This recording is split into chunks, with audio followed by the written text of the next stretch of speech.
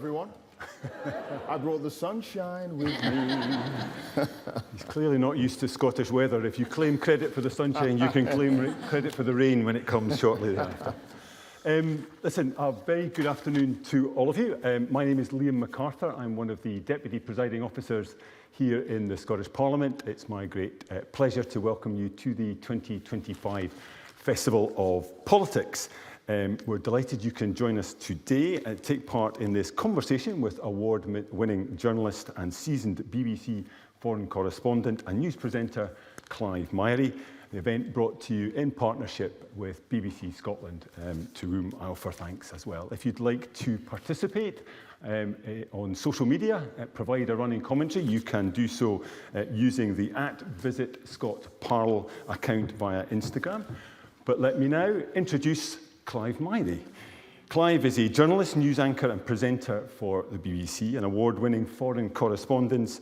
He has covered major global events for 30 years, reporting from more than 80 countries, most recently Israel and Ukraine, and previously countries including Afghanistan, Iraq, Liberia and Borneo, to name but a few. On the domestic front, Clive has made an equally powerful impact with television programmes about the National Health Service, recording in the COVID-19 ICU unit in the Royal London Hospital in 2020 and led on much of the broadcasting following the death of the late Queen. He is a two-time BAFTA and Emmy nominee and has won the prestigious David Bloom Award for Broadcasting in America and was part of the winning team for the Peabody Award, broadcasting's equivalent of the Pulitzer Prize, for his reporting on the Rohingya crisis in Myanmar. Since 2021, Clive has hosted BBC quiz shows Mastermind and Celebrity Mastermind. A proud Lancastrian from Bolton who has built a highly successful career on his ability to convey clear and factual communication to millions of viewers. It will surprise many of you to hear that the young Clive was so shy as a child, it wasn't until the age of 4 that he started to speak. However, Clive's confidence grew, and as a newspaper delivery boy in the 1970s, he devoured copies of The Times and The Guardian and entertained his siblings by pretending to read the news headlines on television, a clear and early indication of his future career path. After studying law at the University of Sussex, he joined the BBC's journalism trainee scheme in 1988 and was on track to follow in the footsteps of his heroes, Sir Trevor MacDonald, and travel presenter and journalist Alan Wicker.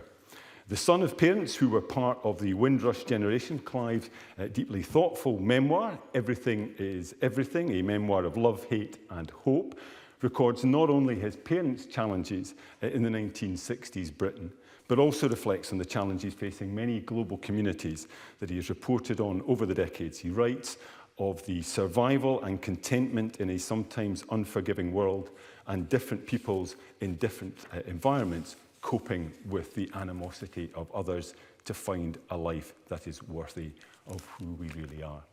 Can I ask you, ladies and gentlemen, first of all, to welcome Clive Myrie.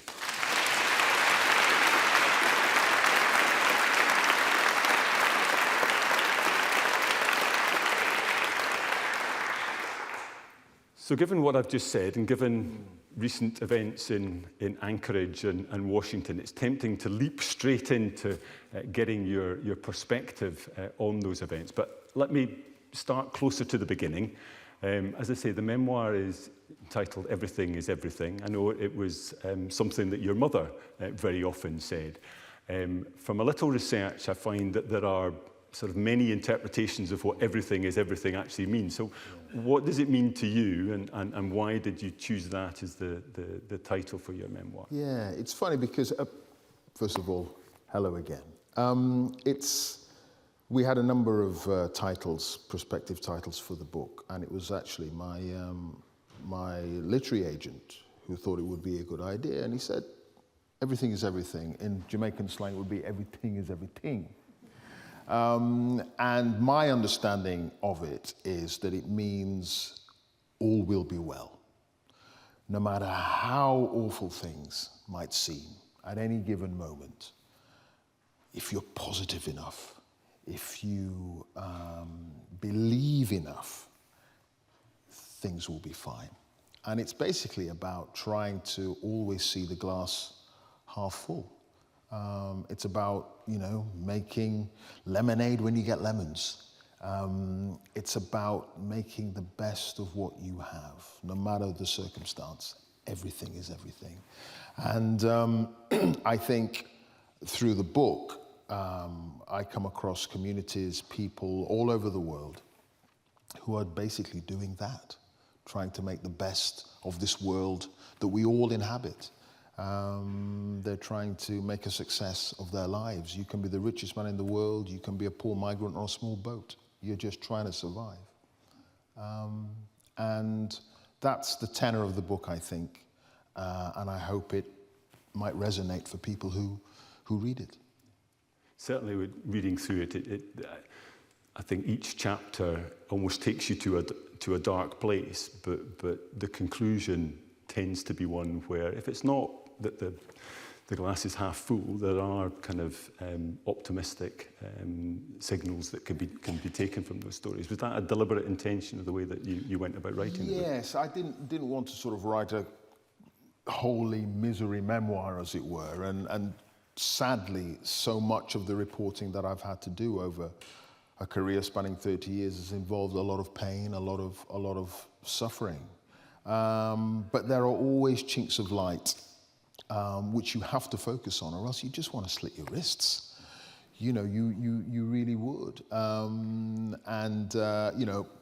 Great colleagues of mine, Lise Doucette or Jeremy Bowen or Orla Gearin, they can sound very, very depressing on air, particularly Orla. But away from the microphone, they're wonderful people, and they have a zest for life, a joy for life.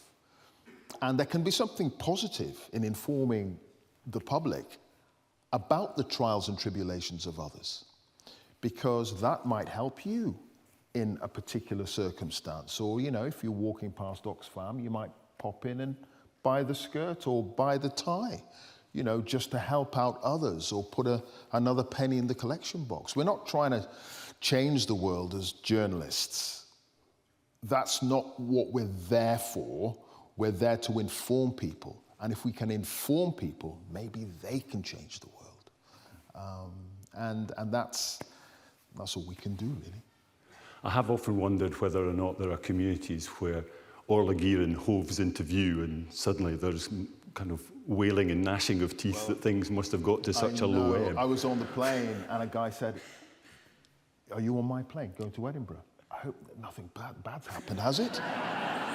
And I'm like, whoa. Yes, there can be that belief with some of us, but no, we're just trying to tell the story of the human experience, which can be bad, but can also be good. You should try flying with Logan Air. The amount of disruption on that flight. I've flown with Logan Air. They're all right. They're all right. We'll leave that to another time. Because you're up in the Orkneys, right? Yeah, that's right. Yeah. I was going to come back to the point early in life. You talk about growing up in Bolton, and clearly you have proud Lancastrian roots. But it does seem to me that it was at university, it was the experience in Brighton that was a kind of a blossoming. Yes. I mean, how do you reconcile those stages of your life and the way that they've kind of influenced you as a person, but the career that you've had? Yeah, great question. I mean, Bolton is a small little mill town, and it's at the foot of the Pennines that basically divide the country. And on one side you've got Yorkshire. Only kidding. On the other side, you've got Lancashire. So it rains a lot when the clouds come over. And Margaret Thatcher, I think it must have been in the early 80s. There was a whole thing about linking up smaller mill towns with the big conurbation. So we became part of Greater Manchester. Never liked that. Never like that. I always say I'm from Bolton in Lancashire. So that's really important to me.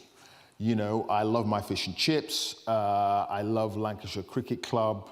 I'm a Man City fan. That part of me is very important. There's also my Caribbean heritage. You know, my parents are from part of the Windrush generation. They came to Britain in the 60s, early 60s. And that's very important to me as well. My sister just moved back out to Jamaica to live. Came here with my mum when she was 6 or 7. And she's, after retiring, working here her whole life, she's now gone back, living the life of Riley out there. So that's important to me as well. And I love my, you know, rice and peas and curry goat and all that. But then I went to university. I went to Sussex, down south. And it's a beautiful day. Sussex is a lovely campus university in a little village called Falmer, which is just outside Brighton. And rolling hills, really lovely. But I was walking along the beach, sun was shining. I thought, yeah, this is where I want to come. And I was in the a little warren of streets called the Lanes, which is like a little area where there are lots of little sort of independent shops. It's really lovely. It certainly was then, in the early 80s. And I wandered into this record shop, and I'm looking through the jazz section, and there's this guy at the counter. And I knew it was a guy because he had a beard. But he was also wearing white high heels. And he had a poodle on the end of a string. And he had a sort of cashmere sweater slung over his shoulders. And he had a full beard and a full head of hair. And I'm like, I'm from Bolton. I haven't seen anything like this before in my life. No one else batted an eyelid. No one else batted an eyelid. And he bought his records and he minced out. And I had no idea that Brighton was a gay mecca. I had absolutely no clue.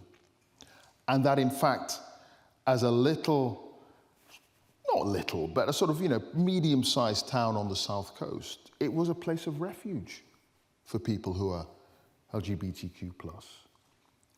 Dating back to the 17th century. I had no idea. And I realized that if this community could be accepted down there, then maybe a black guy who says grass instead of grass and castle instead of castle, maybe I could be accepted too. And that's why I chose Sussex. It was the best thing I ever did. But that idea of being open and welcoming and warm, no matter who you are, was very instructive at the age of 17 to me. And I hope that has informed the way that I report the world. I've just had a great question from Clive Myrie. I'm tempted to call it a day here now, I think. But just that reference to the Windrush generation, obviously 5 or 6 years ago, it was very much in the headlines as some of the ill treatment of those who came over as part of that influx over the years, that was kind of laid bare, and probably to a generation or 2 generations that were less familiar even with the concept. But again, in your memoir, you talk about the different experiences of your mother and your father, and that your mother, despite being denied the opportunity to teach, which was her profession previously, was able to kind of carve out a living, and actually quite a good living as a seamstress. But your father struggled to some extent to come to terms with living in Bolton, being in Britain. I mean, how did that dynamic affect you? I mean, you must have been very aware of that at the time in your household. Yeah, well, aware that there was an imbalance between the way that my mother seemed to approach living her life and my father. My father was, very, and I just assumed it was because he was of that generation, 60s generation, where, you're quite sort of stern and a little bit standoffish. You don't really sort of get engaged in a meaningful way with the kids, it's the mother who does all that. I just assumed that those were fixed roles because he was a man and she was a woman. But actually it was because he was just a very unhappy man. Had his own business in Jamaica. He was a cobbler, mending shoes and making shoes. He was his own boss, good-looking guy. You can see where I get it from.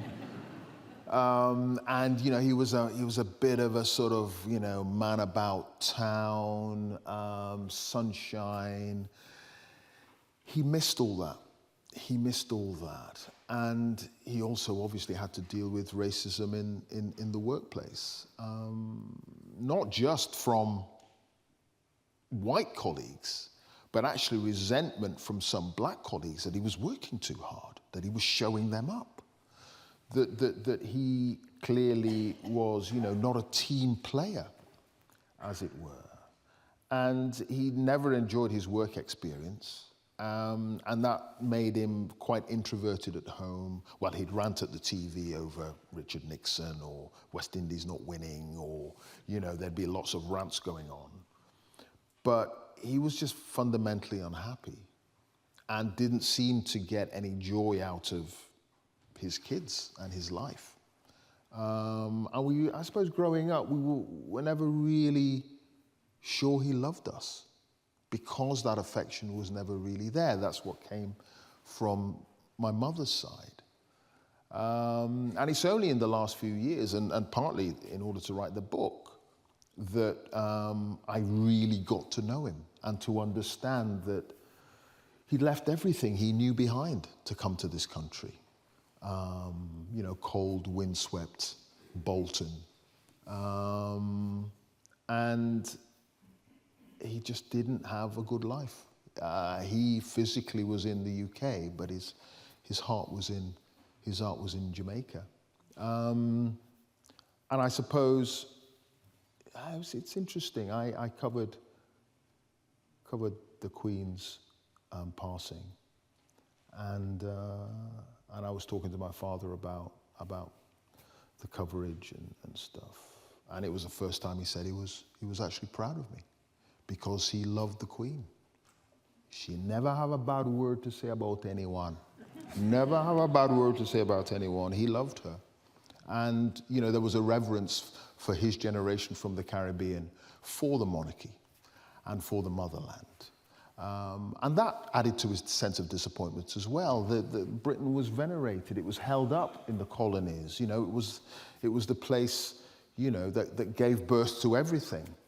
And then to come here and to get the kind of reception that a lot of the Windrush generation got, which was hostility. Friendship too, no question, particularly in the poor working class communities.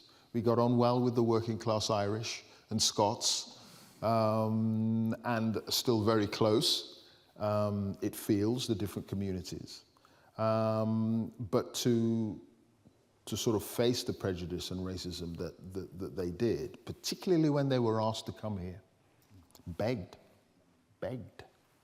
to come here, to fill that labor shortage at the end of the Second World War, was something that hit him hard. But my mother's a completely different kettle of fish. She had to bring us up, 7 kids, and her advice was always, you've got to be good, twice as good, 3 times as good to survive. So, sort it out at school, make it happen. And believe in yourself. That was the other important thing as well. Instilling a sense of confidence in us as kids, that we could, produce lives that were meaningful and that were worthwhile. Your father probably was aware that the Queen was a closet West Indies cricket fan at heart too. But well, I think that's probably it. Taking you into the phase of your career in journalism, it does feel perverse, a politician interviewing a journalist, but probably a representative of the political world we live in at the moment. It occurs to me that many of the debates we have in this chamber and beyond that don't really feel like debates. In order to have a debate, you need to be listening as well as articulating your perspective. But also, in an age of alternative facts, you're very often not even debating from the same sort of point of principle. Yeah. I mean, as a journalist, I think you've talked about the role of journalists to try and guide the public towards the truth. How on earth do you do that where there is such a disconnect between the debates that are taking place in an ever more factionalized sort of political discourse? Yeah, it's hard. It's really, really hard. And obviously, controversies like Gaza, Palestine, and Israel are fundamental to that difficulty at the moment. The BBC, it's almost an anachronism in a way, the BBC. It's old-fashioned. It's like kipper ties and bell-bottom trousers, because we're actually trying to be duly impartial in a world where any one of you can get your point of view reinforced from a little click of your smartphone or computer. You don't have to hear the other side. And it can feel as if the BBC is on the other side simply by putting forward the opposing point of view, because they're not reinforcing your point of view. It can feel as if they're the enemy. It can feel as if you're on that side rather than that side, when actually what you're trying to do is be duly impartial. And as a result, I think it can feel as if the BBC is the enemy. And I think on lots of debates, whether it's, Brexit, Scottish independence, Israel, Palestine, all kinds of things, we get hammered, absolutely hammered. And it's precisely because we're doing what we've done for 100 years. And the whole of the rest of the world has changed around it. That's the perversity of it. People will say to me, oh, BBC used to be held up as the paragon of objectivity and impartiality, and now it's this or that. And actually, the BBC hasn't changed. Everyone else has changed. That's what's strange. That's what's odd. And it's just difficult to have someone say, well, actually, hang on a second. What if you listen to this person who's saying a different thing? Just listen. Here are the facts, not the propaganda of one side or the other, but facts. Listen to this. That's very odd for people. It's very odd in the modern age. And it's hard for us. It's hard for us. But having survived for the last 100 years, I suspect the only way to survive another 100 years is to stick with the formula, rather than try to become what a lot of the rest of the media has become, which is a mouthpiece for one faction or another.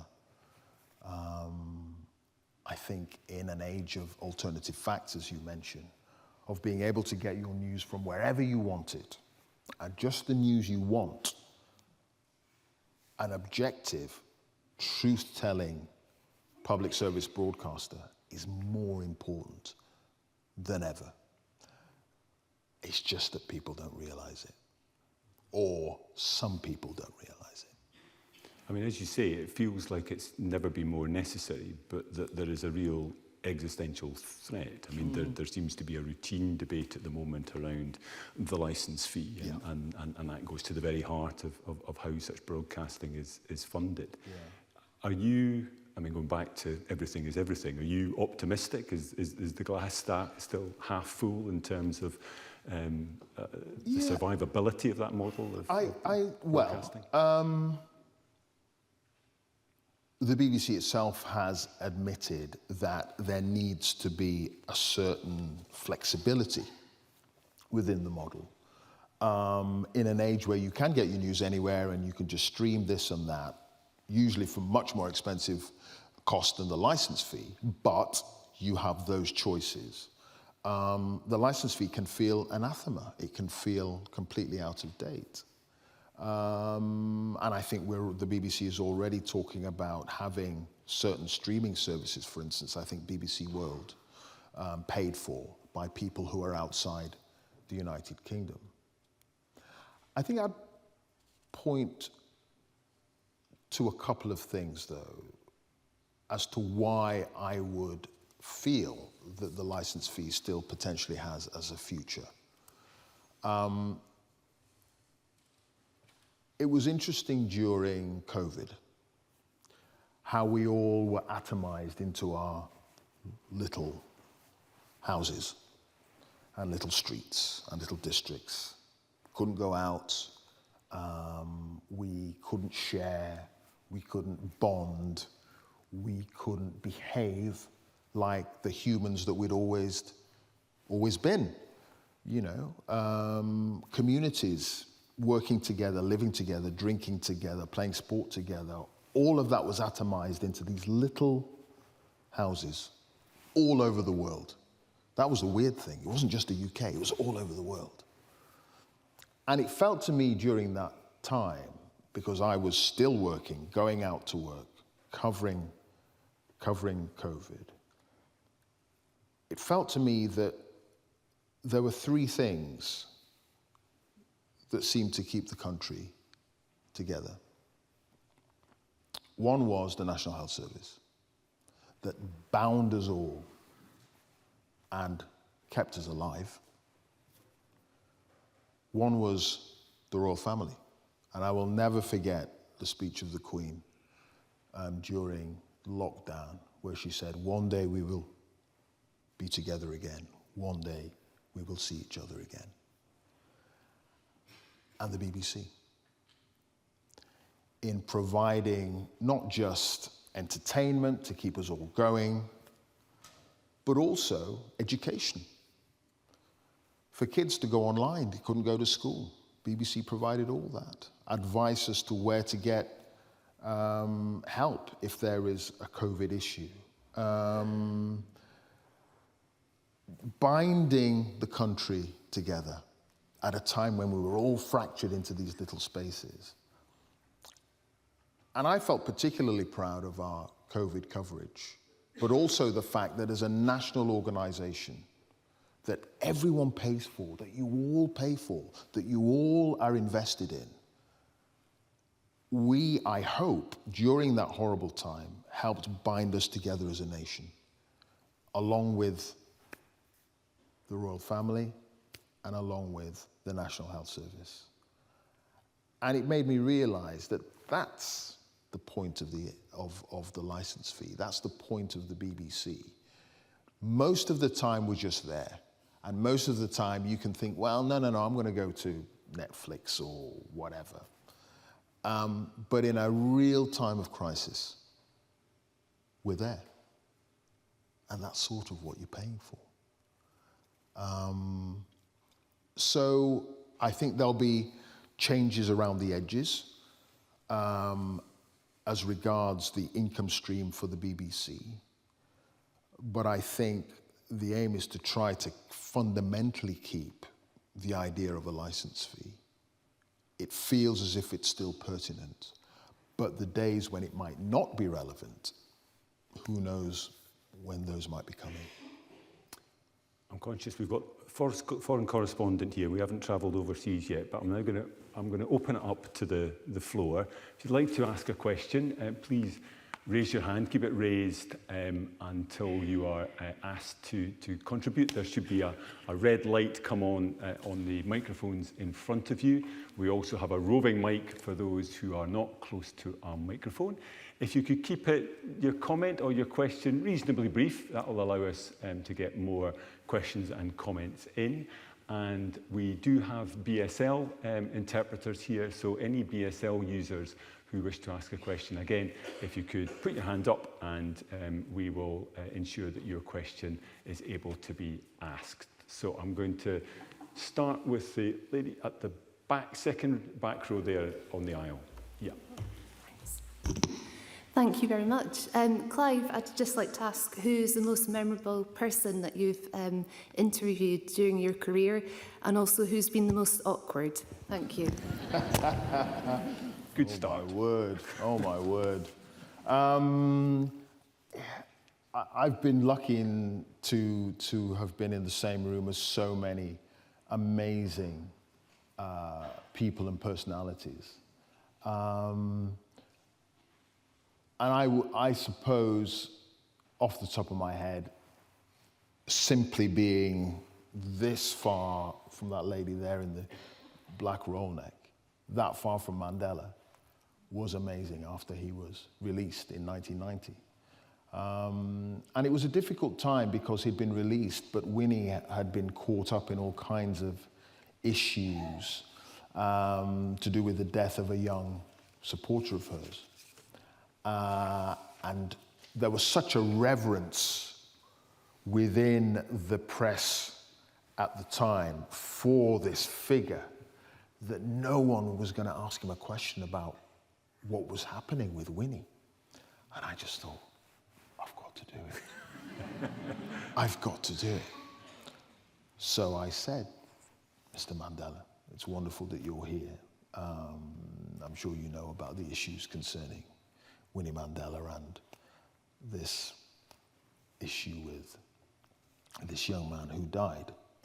And he looked at me, didn't glower, just looked at me. It was very thoughtful, and he thought about it for a second, and he basically said, well, I've been in jail for 27 years, nothing to do with me.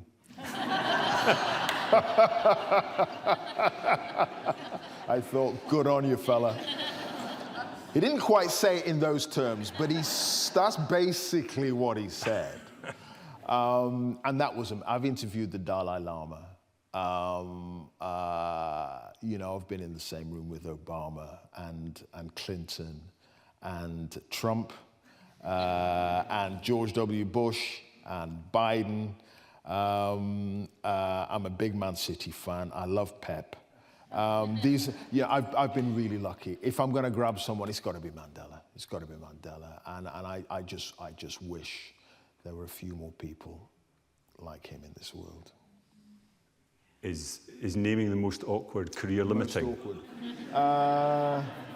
Most awkward. You know, most people are all right. I mean, some people can be difficult, particularly politicians, when they're trying to sort of skirt a question. But to be honest with you, there's good in everybody.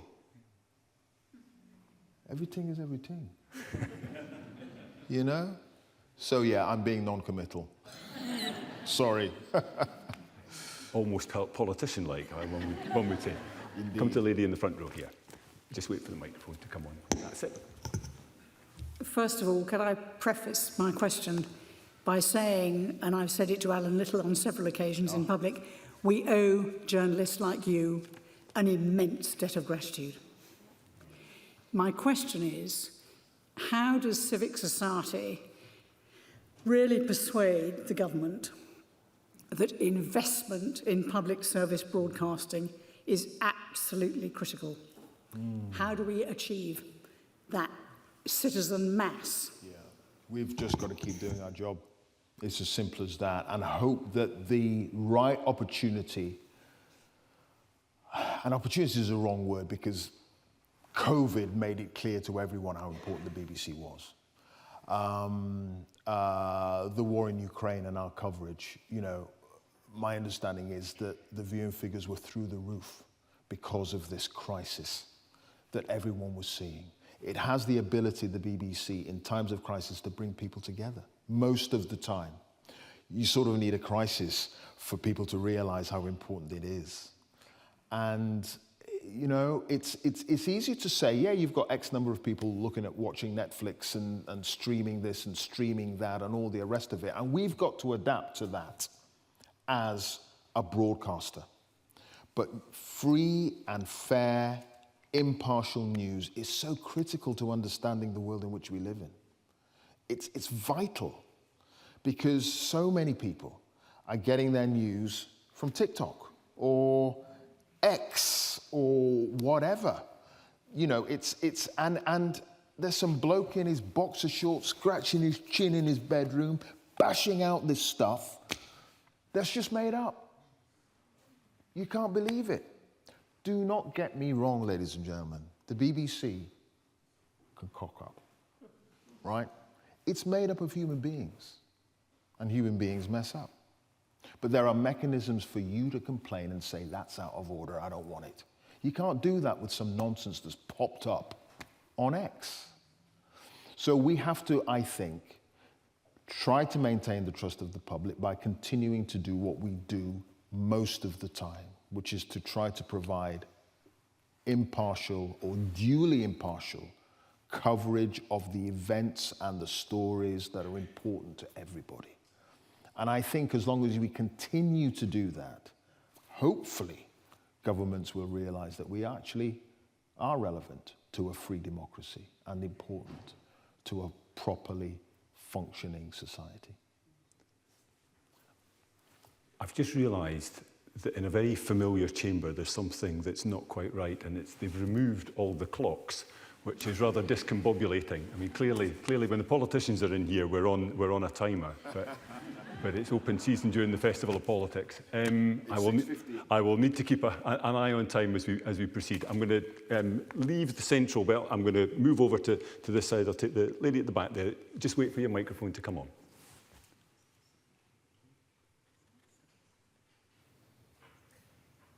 Is it gone red? No.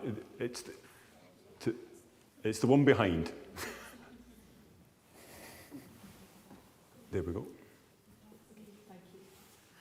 I wonder if I could go back to the beginning, Clive. You mentioned that Sir Trevor MacDonald was your mentor, and as a student I was very lucky to have a 10-minute conversation with him where he phoned me up and allowed me to interview him. It's something that stuck with me for a long time. So my question is, what is it that Sir Trevor MacDonald did or demonstrated to you that has stuck with you, that's really influenced who you are as a person and how you've operated in your career? Thank you for the question. Just his quiet dignity in trying to tell the story of who we are in so many different forms, and not shouting about it. You know, it wasn't a rabble-rouser. He was just someone who quietly got on with his job.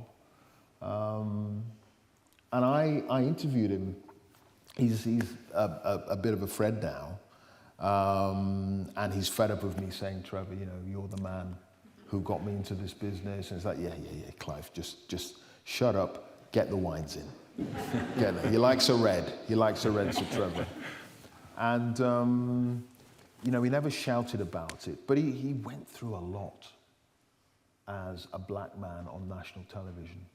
And his old boss, David Nicholas, I think his name is, at ITN, I was at a function with him, and he was telling me about the mail, the kind of hate mail that Trevor MacDonald got in the early 70s.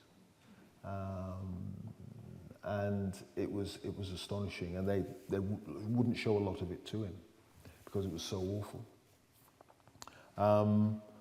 But he blazed a trail and lit the way for people like me. You know, a little kid growing up in Bolton, reading out the Sunday Times as if I'm reading the news just like him. Whenever he came on the TV, you know, the whole family would run down, Trevor's on. Lenny Henry tells his story as well, Trevor's on. All kids would run down and we'd all be watching the TV because there's this black guy on the telly, you know, doing something that is clearly important because the night before some white guy was doing it. And speaking very seriously, you know, and he was is just a wonderful human being, and that oozes through the television when you watch him. And it's interesting, a study was done, it's quite a while ago now, maybe 15, 20 years ago, when he was still an active broadcaster. And it basically asked the public to name the most trusted people in news. And first of all, they all associated Trevor with the BBC, which I think is quite interesting. They just assumed he worked for the BBC, not ITV. But he was at the top of the list, way ahead of everybody else. And it's because that charm and that charisma came through the screen. He was quiet, quietly brilliant. And he just was a comforting arm around the shoulder. But he did something that I talk about in the book as well, which I didn't know until I interviewed him in a similar situation. And he made it clear to his bosses that he did not want to be seen as a black journalist. He was a journalist who just happened to be black. And that's been very much my attitude as well. I don't want, as Barack Obama famously said, I don't want my color to be the beginning of my story, or rather, it is the beginning of your story, but it shouldn't be the end of the story. And that's an important thing, you know. You want people to respond to you because of the content of your character, not the color of your skin. And Trevor did that. And that's why he is a beacon for me and for so many other black journalists, but also women journalists too, and people who were on the margins of the industry, you know, in the 60s and 70s. Yeah, he's a good guy. Good guy. Thank you. After a couple of glasses of Merlot, you haven't persuaded him to start his own podcast, have you? Actually, we've been looking at doing a couple of projects together, actually, so watch this space. Excellent. The big reveal. Gentleman at the very back there. We'll get a microphone to you.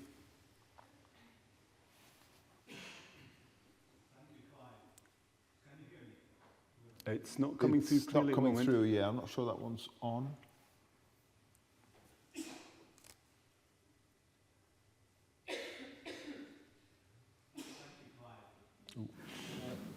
I'll just shout. Sorry, it's working now. That's cleared it. Testing. 1, 2, 3. Testing. Clive, I just wanted to ask Yes, you, mate. Yeah. what is the most, the situation that haunts you most when you've been reporting, and why?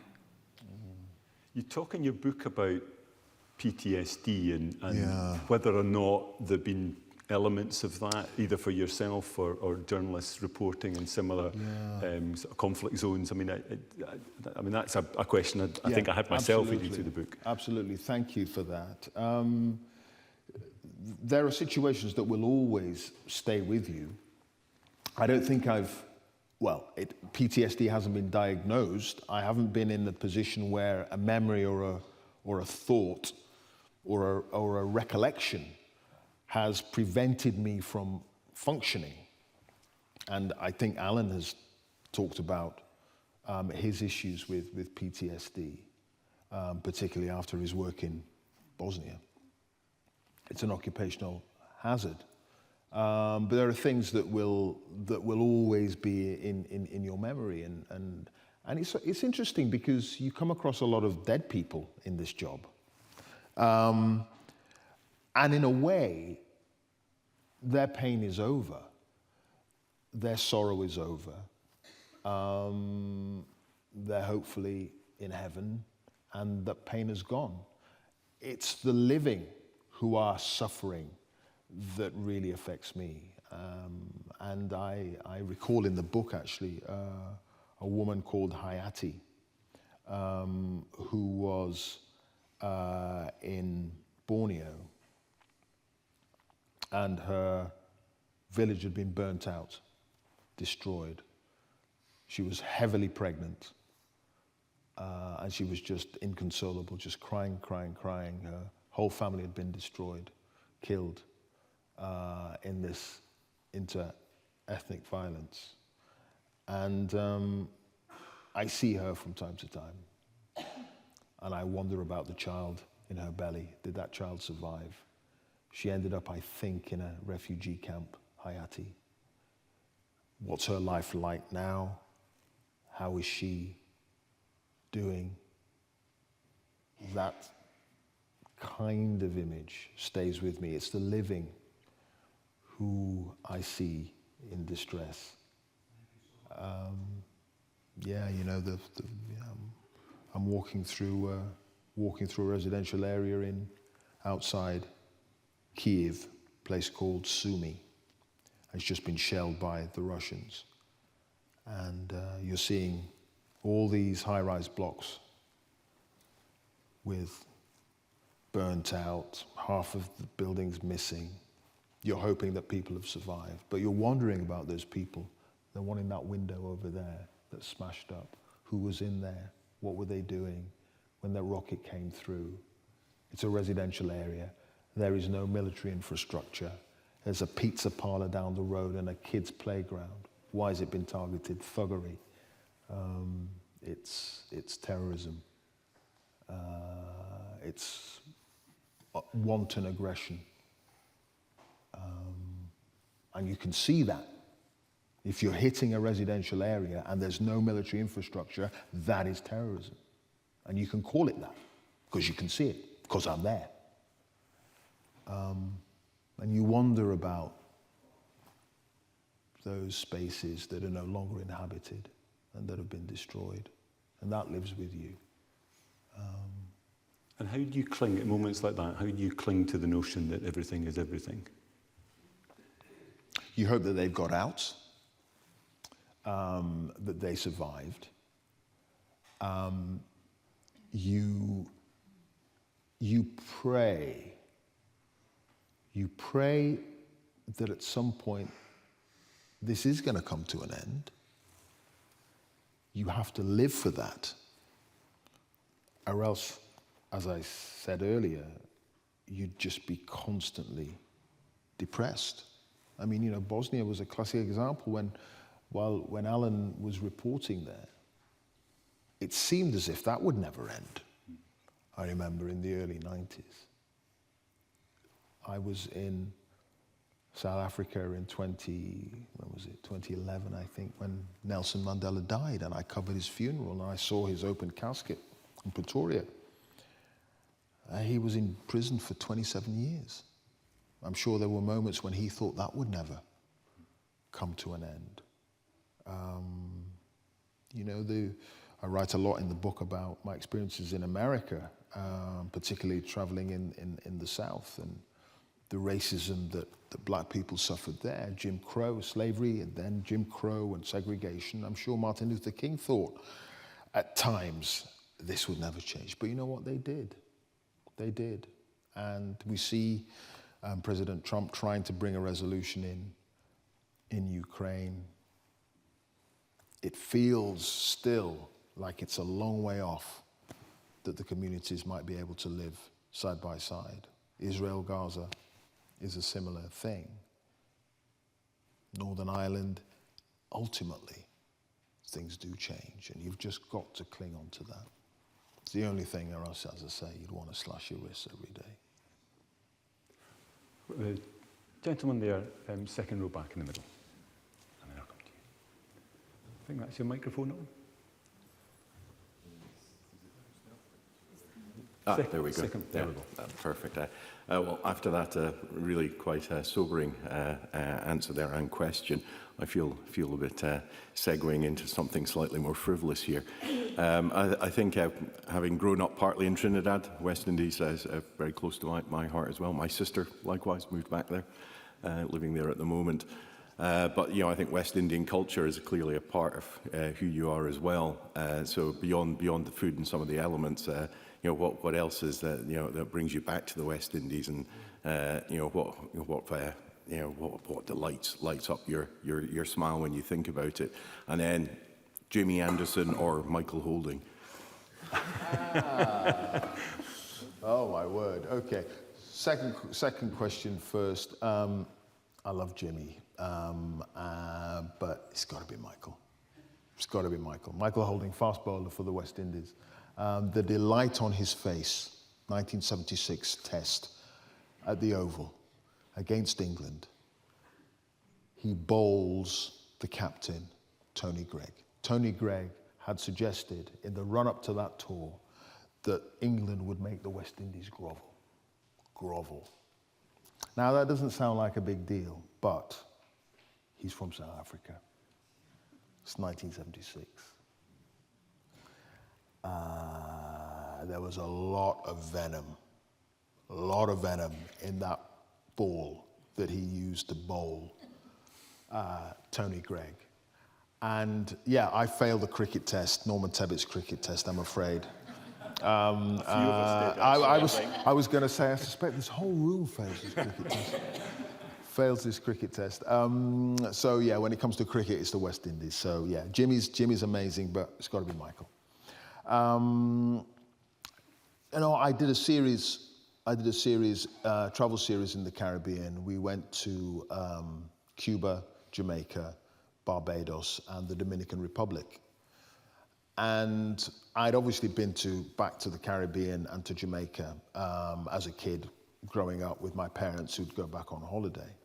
But this was actually an opportunity to really get underneath the skin of the country, a country that I sort of knew, but didn't really know, because I never really spent any meaningful time there beyond hanging around playing cricket on a beach on family holidays.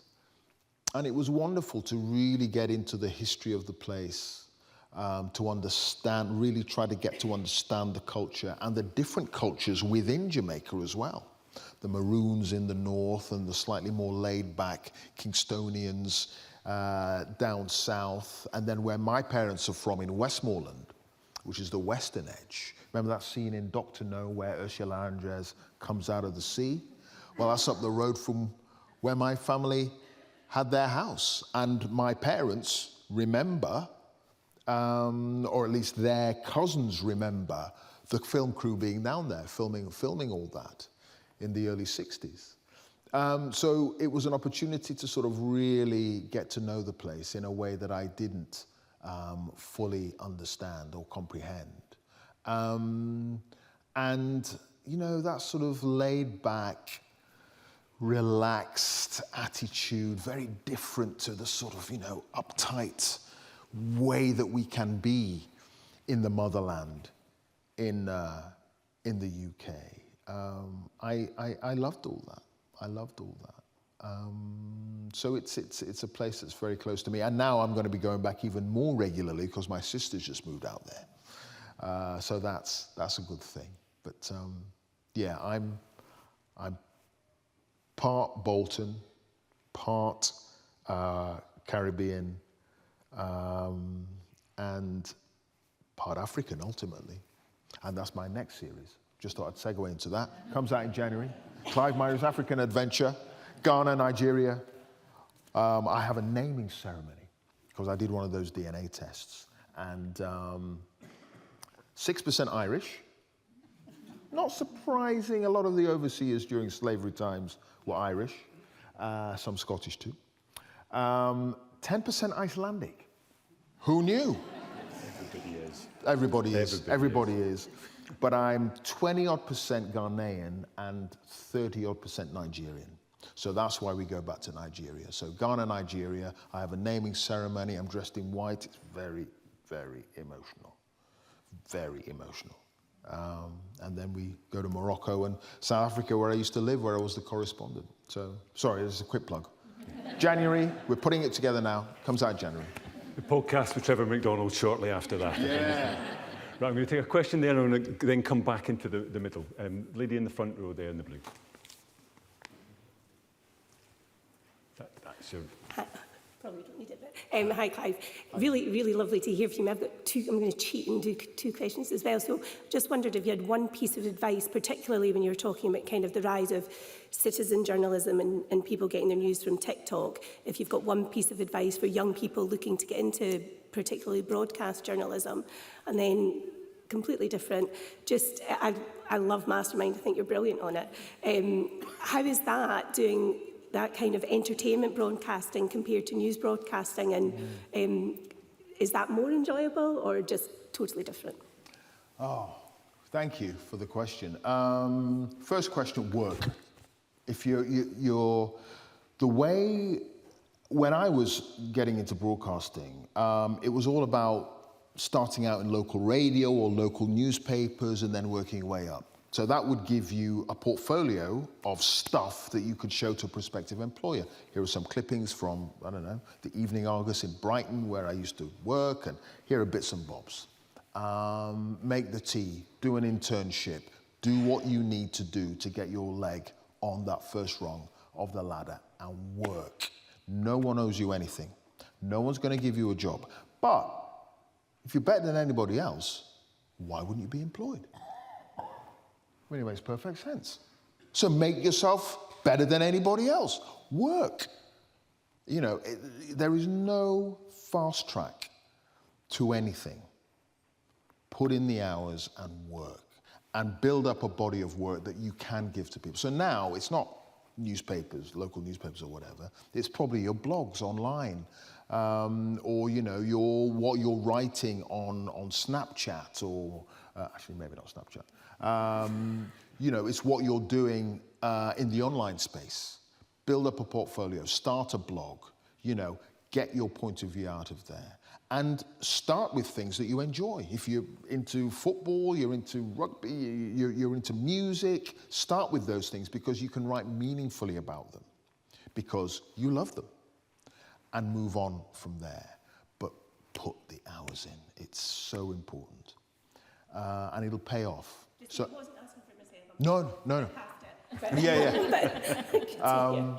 And then what was this? Mastermind. Yeah. Look, I mean, there is a serious side to my personality, and that's the 10 o'clock news, and that's me very serious and stuff.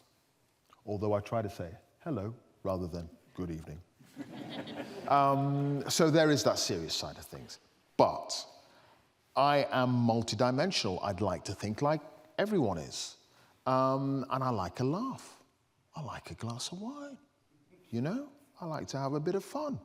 And those bits can come out in the travel series and on occasion on Mastermind. And Mastermind is amazing because I learned so much. I'd never heard of the Rebecca Riots. Have you heard of the Rebecca Riots? It's a peasant uprising in rural Wales in the 19th century. The flora and fauna of the Galapagos Islands. I mean, it's incredible. You're wondering what's going on behind all those closed doors in the United Kingdom at night. Everyone's swatting up on these little different things. It's absolutely fantastic. I take away so much from it. And actually, I take away a lot of stuff that I use in my day job. I learn stuff that might be helpful, which is brilliant. So to be able to sort of have an outlet for all those little bits of my personality that aren't just serious news is I'm very, very lucky. Very, very lucky. And as I've got older and I'm less willing to be shot at in various dodgy places, I mean, I'll never not put my hand up, but maybe it's a little bit more slowly these days. You know, I've learned and enjoyed and valued the other aspects of this trade. And you know, I think the travel series have been educational in a similar way that hard news can be, telling people about the world and what makes other people tick. So it's an extension of that, really. But I suppose I'm just doing what my hero Alan Wicker was doing as well, you know, but maybe in a slightly more poppy kind of way. I think it's a nailed-on BAFTA if you get the flora and fauna of the Galapagos into a report on events in the White House. I think that. Well, we were lucky. We got a BAFTA for the Caribbean series, which we just won. So that was pretty cool. But yeah, and what's been interesting about the travel series is that the first one was in Italy, and so many Italians said they loved it. And then we did the Caribbean. And so many Jamaicans said they loved it. And trust me, if the Jamaicans didn't like it, oh my word, I would know it. And I hope people, but also, you know, lots of people go to the Caribbean on holiday and whatever, you know, you don't have to be black to enjoy the Caribbean. So it had a wider appeal. And I hope the Africa series does that too, in a small It clearly small persuaded way. your sister to go back to the Caribbean. No, she was already there. She finished her house, I don't know, maybe 6 months before we went out there to film. So. Very good. Right, I'm going to come back to the middle. The gentleman there, second row back in the black jacket. Hi there. Hello. I think we all agree that public service broadcasting is extremely important. But my question goes, since we're in the Scottish Parliament, and going back to 2014, I wondered if you could give me your view on what took place. There was a programme called Blethering Referendum that was made by BBC Scotland. Blethering, what's it called? Blethering Referendum. Blethering Referendum, yeah. And what was interesting about it, it was a comedy stroke documentary about Scottish independence. Yeah. However, it got repeated every 30 minutes the day before the referendum vote on the BBC News channel. And I wondered, how can that be possible if we want the public to believe in impartiality, since it's very unusual to repeat the same programme every 30 minutes. So how do we make sure the public keep trust and want to continue to fund public service broadcasting in Scotland? Sure. I never saw Blethering Referendum. Blethering Referendum. So was it pro or anti or what? A tongue-in-cheek to the big question. Satire, was it? Yes. They thought it was satire. Yeah. Yeah. Not news. One man's satire is another man's pile of old nonsense. Yeah. I don't know. I mean, the news channel, certainly in those days, I think probably less so now. It did tend to repeat things to fill 24 hours. No question about that. I'd like to think that even though it was a satire, and I've never seen it, never heard of it, I'd like to think that at least tried to be impartial, but no, it wasn't. So what was it, pro or anti? What did you suggest it was? It was basically poking fun at the very idea that Scotland could possibly be independent. Right. It was a tongue-in-cheek. Right. And I mean, yeah, the BBC, and it was on the news channel, so this probably shoots down what I was going to suggest. Because the BBC would argue, I think, that it was satire, that it wasn't news. And I've presented a show called Have I Got News for You on a number of occasions, although I'm not allowed to do it now. They've stopped news presenters doing it. I think you acknowledged that on air in one of the episodes I watched. Oh, did I? What, I said they're probably going to stop me from after doing this. You had a premonition. Yeah, premonition. But no, they've sort of stopped us news presenters being involved in that show. But I was only allowed to do it, and the BBC defended my involvement, and Jeremy Bowen's presented it in the past, and Lise Doucette's been on it as a contender, and Michelle Hussein. The BBC defended it by saying it's not news, it's satire. And the public understand, because you ain't thick, that it's not a news setting. So I would like to think that that's what they were doing with this program. The fact that it was on the news channel is a bit odd, I think.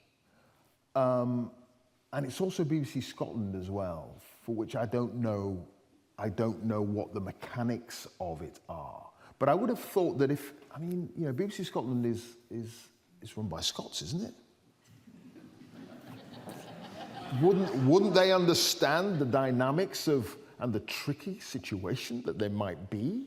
Because you're saying it wasn't broadcast nationally across the news channel. I was on the news channel. News channel the day before the Scottish referendum, and it got repeated for some bizarre reason every 30 minutes for all 24 hours. That does sound. That sounds. So my question is, how do we ensure that the public keep trust in public service broadcasting? We've got to earn that trust.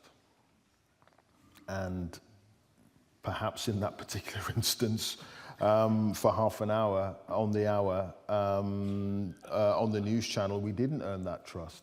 I simply don't know. But we have to earn that trust, and we have to. But as I say, we are going to cock up from time to time because we're human beings. I just hope that we learn lessons from the cock-ups, and I hope we can rebuild whatever trust may have been lost because of the cock-up. But I think it does demand a certain amount of understanding as well. That we're trying to do our best here. And every now and again, it might be good to just cut us a little bit of slack. But when we're wrong, slap us down. Absolutely. Absolutely. Okay, I've got gentleman in the beige sweater there, middle row at the back. Trevor, sorry, Trevor. Clive. I've done it! I think you've just made his done it. evening. You've just made his evening. Clive, I finally made it. you talked about Trevor's experience of racism and your dad's experience of racism. I wondered if you yourself had to face direct issues of racism, and how bad has it been for you personally? Yeah. I mean, it's been bad. I mean, I recall in the book, you know, a man who made certain comments on a viewers forum, and it wasn't just about me. It was about Lewis Hamilton. I think he didn't like black racing drivers, and he certainly didn't like black people claiming that they were English. Because I covered a mass shooting in Los Angeles, and it was horrible, really horrible. It wasn't Los Angeles, it was Las Vegas. And I'd been the correspondent in LA, so I knew that part of America very well. And I'd been the correspondent in Washington, so I knew the American psyche around guns. And it just didn't make any bloody sense to me. And it hasn't done for 30 years, and I write about it in the book. And I was live on the 6 o'clock news with George Alagaya. I'll never forget. Good old George, God rest his soul. And I said at the end of the interview, I have to say, George, as an Englishman, I'll never understand the mentality towards guns in this country. Clive, thank you very much. That was that. And this gentleman who was watching the news, he took umbrage at me describing myself as an Englishman, and made his point very clear on this forum. And he did it again a few weeks later, and it built up to the point where the BBC's in-house investigative team started to get worried because he was making death threats. There is a .22 bullet waiting for Clive Myrie. You just watch. How dare he, the N-word. And the investigators came to me with this evidence, and I said, wow. And they said, you know, we're going to prosecute. He's making death threats, malicious communications. And he went on trial. They asked me if I wanted to testify. I said, I don't want to see this guy. So I gave a written statement. And he was tried, and he was given 18 months. But in the sentencing, they found out that he had, or at least the court was made aware of the fact that he'd had past convictions for gun-related incidents. He had access to weapons.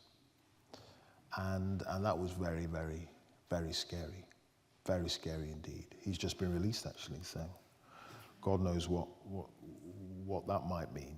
And, you know, occasionally I will get a card, people like you shouldn't be on the TV, you know, maybe a card with a monkey on the front or a gorilla on the front. Ha, ha, ha. Inside. All that is water off a duck's back now. I'm too old and too knackered to get upset by that kind of thing, because the fact that I happen to have a bit more melanin in my skin means absolutely nothing. The problem is clearly with the person sending the card. That's the person who's inadequate. That's how bigotry works. It's not a reflection on the victim. You can be homophobic, you can be misogynistic, you can be racist. That's not a reflection on someone who just happens to have come out of their mother's womb with no penis, or come out of their mother's womb black, or come out of their mother's womb with a sense of them being gay. That's got nothing to do with them. That's just who they are. I just happen to be black, folks. The problem is with the racist. The problem is with the person who's misogynistic. So I just have unbridled pity for these people. I was asked to do a documentary I was asked to make any kind of documentary I wanted in America for BBC Two. So I said, right, I'm going to go to America and I'm going to do a whole feature on race in America, but I'm only going to talk to white people, not black people. Because as far as I'm concerned, I just happen to be black. The problem clearly is with the white person who's got a problem with me. And I did it, and it was revelatory. It was absolutely revelatory. The various reasons people would try to explain why they felt the way they did about race, about color. And so, yeah, I get the odd card every now and again, but it's like, you're just a loser. Put your pants on. Get out of your bedroom and stop banging out all this nonsense. I'll tell you what, I was covering in the COVID crisis. Everywhere was locked down. I was in a hotel. I was editing a piece that night. And it popped up, an email popped up. Clive, Myrie, you're an effing N-word. I said to the young producer who knows what he's doing with these things, find that email address. Find it. Oh, I was steaming. And of course, as soon as it came up, it went off. Couldn't track this person down. And I calmed down, and then I thought, you know, loser, get a life. Yep. We've got, they put a clock on. I feel at home again. So it tells me we've got just over 10 minutes. So we'll maybe take 2 or 3 questions together. They'll need, or points, they'll need to be brief. And then I'll put those collectively to you, Clive, if that's okay. I had a hand there. I'm then going to come to the woman second from the back in the middle, and then the woman on the aisle seat there in the white. So come to you first. Thank you, Clive. You speak about the importance of neutrality in the news. Do you think it's actually ever possible for language to be neutral? Good stuff. Right, and then the woman there in the middle at the second row from the back. Yes, yourself. That's your microphone on. Yeah, thank you, Clive. I just wanted to go back to the book, the piece where your mother comes and she has a letter from the church. And then when that letter, she brings it to the church here, it's not accepted. And I've had you refer to God and your faith. I read that piece over and over again, and it questioned my faith. And I just wondered if that affected your faith or your mum's faith, and if she ever talks about it. Absolutely, thank you. And then the woman here on the aisle seat. My question is also about faith, because you referred to God, that's their souls and going to heaven, and how important your faith is to you. Excellent, thank you. So, yeah, language. Can it... you try to be duly impartial with language. Neutrality, for some people, can feel like a cop-out. Everything is political. You've got to have a point of view. How come you don't have a point of view? The BBC is not there to have a point of view. The BBC is there to try to present with due impartiality. So that doesn't mean 50-50. If 99% of scientific institutions around the world say climate change is man-made, we should not be simply putting on one person saying climate change is happening and it's man-made and one person saying it isn't. We did do that, and we cocked up. And there were various reviews and analyses and reports and whatever. We cocked up. But that backstop is there. You can complain and say, that's rubbish, Mr. Myrie, sort it. And it's sorted. You can't do that with social media. But we try, as I say, neutral is the wrong word. I think we try to be duly impartial.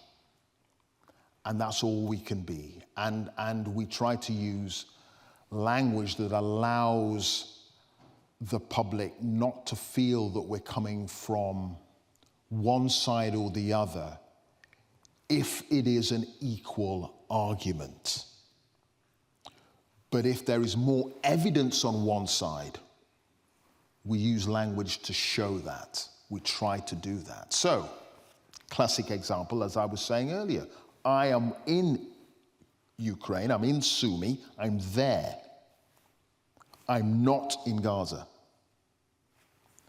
Because I'm in Ukraine, I can say this is terrorism, because I can see it. I can see it. It's trickier in Gaza, because I ain't there. And that complicates things, and it's frustrating for people, and it's annoying for people. I can see this. I know this is happening. Da, da, da, da, da. That's fine for you and your opinion. I can't do that, and I shouldn't be doing that, no matter what it might look like, because I ain't there. And it's one of the biggest frustrations for myself and all my colleagues that we're not allowed in. Now, you can speculate about why we're not allowed in, but we're not allowed in. And until I can walk around and see for myself what is happening, it's hard. Too hard. And upsetting. Yes. Quick run through of the story. My mother is practicing Catholic. She moves to the UK.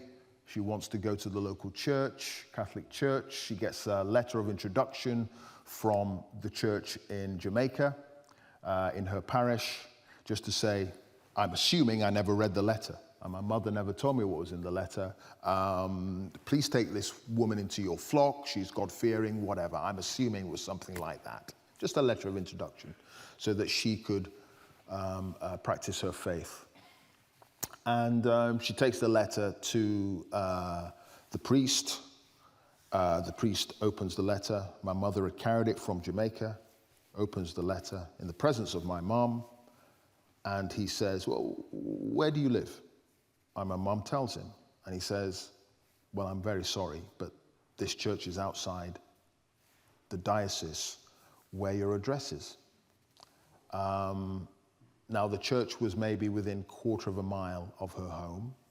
It was a bus ride, it was fine. The other nearest church, apparently in the diocese, was miles away. He turned her away. Now, with my modern eyes that is, EYES, seems that just struck me as racism. He didn't want a black woman in his church. I talked to my mum about it for the book, and she said, no child of God could do that. Surely not. Ooh, no child of God could do that. And she, to this day, refuses to believe that it's racism. And I'm just speculating that it was racism. It might not be racism. But I have a strong suspicion it was. And it happened to a lot of the Windrush generation. Them finding that they were unable to practice their faith in the UK because churches wouldn't let them in. And I know that there have been letters from people who are Catholic in the wake of the book coming out, saying that, and they're white people, saying that they can't believe that happened. But it did. And it could well have been that this priest was simply being, very officious about it and saying, well, I know you can see my church from your front door, but it is the wrong diocese. He may have, but that's what my mum wants to believe. And I love her for that, actually. I love her for that. As to faith, I'm not actually particularly religious, apart from the fact that I was brought up Church of England, because that was the closest religious establishment to my mum's house. Not Catholic. And I only found out I was Catholic when I ended up marrying a woman descended from immigrants from Tipperary, Catholics. So we go to the church, Catherine and I, and the priest says, yeah, you're going to have to convert. I said, yeah, no problem. No problem with that. I then go back to my mum and said, yeah, I'm going to have to convert from Church of England to Catholic. And she said, ah, you are Catholic. I was 36. You were baptized Catholic. I made sure you were baptized Catholic because it was important to me, but we couldn't practice the religion in that form because the church was so far away. So you were brought up Church of England. So, I mean, faith, I understand the power of faith, and I respect people who hold their faith close to them, like my family, like my parents. I'm not actually that godly a person, but I always say, do unto others as you would have them do unto you. And if we all did that in life, we'd all be laughing, wouldn't we? Absolutely. You mentioned Catherine there. One of the stories in the book that tickled me was the fact that she mistook Barack Obama for yourself. I know. She's very embarrassed by that. Very embarrassed by that. I mean, nothing, I think, screams love quite like that sort of misrecognition. But I'm conscious that for us as politicians, the extent to which our partners shoulder so much of the responsibility that the careers are often built on the sacrifices that are made by our partners, and because of the gender balance of parliaments up until fairly recently, more often by women than by men. It seems to me, looking through your memoir, that you've not been around at home nearly as much as I have over the last 17 years. So what, I mean, how does that work for Catherine? How does it work for the wife or the partner of a foreign correspondent who could be deployed here, there and everywhere? And indeed the children as well. Who, I mean, we don't have kids, so that made it slightly easier. I'm from a family of 7. Catherine's from a good Catholic family of 5.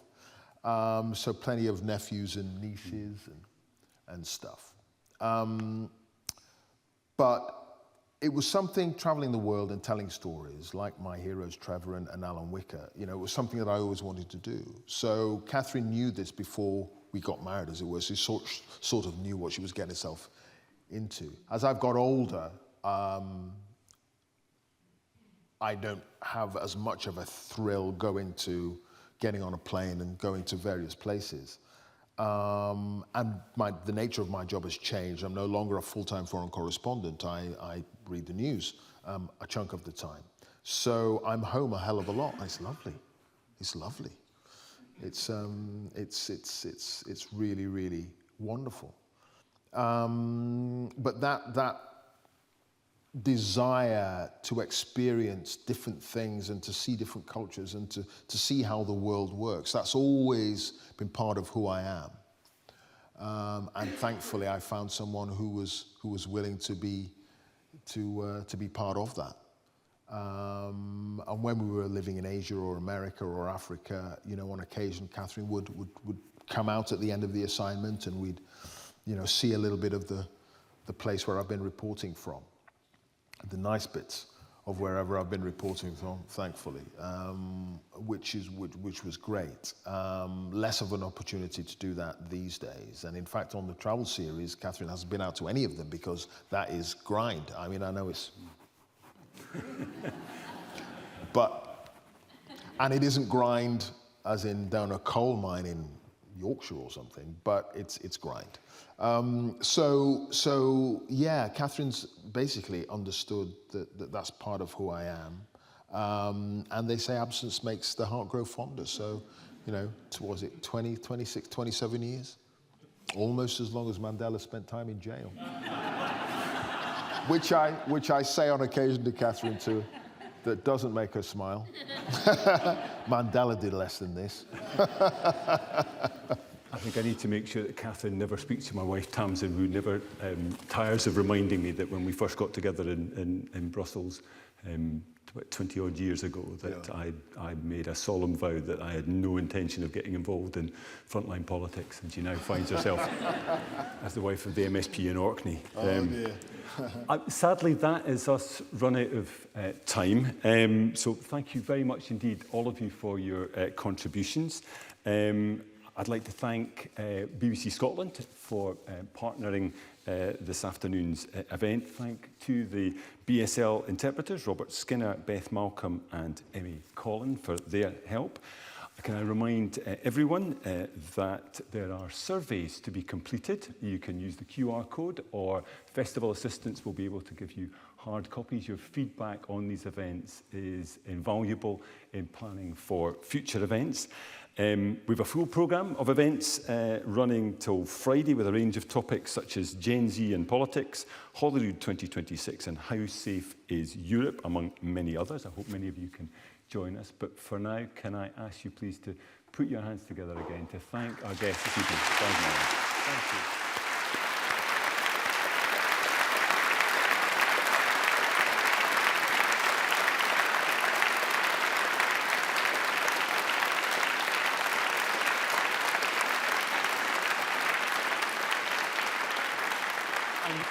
And Clive hasn't finished yet. He has very generally said he will stick around for a while in the cafe downstairs in the garden lobby, where copies of Everything is Everything can be purchased, and Clive will happily sign them, either as Clive or as Trevor, depending on taste. But thank you again, and safe home. Thank you very much.